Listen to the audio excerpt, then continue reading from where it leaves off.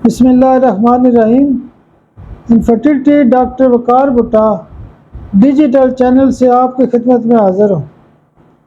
आज का जो रूब्रिक है वो ईगोटिज़म है।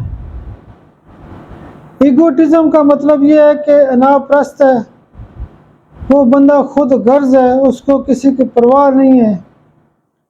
तो ऐसे लोग जो ईगोटिज़म का शिकार होते हैं उनकी जो ख़ास दवाई होती है वो प्लाटिनम होती है।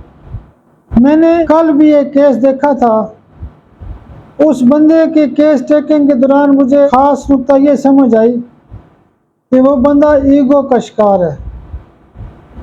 उनका बांझपन का एक बड़ा मसला था, रिपोर्ट उनकी बहुत ज़्यादा ख़राब थी। तो मैंने जब उनका केस क्लोज करना था तो मरकज़ी जो दवाई है वो प्लाटिनम CM की 1 डोज दी।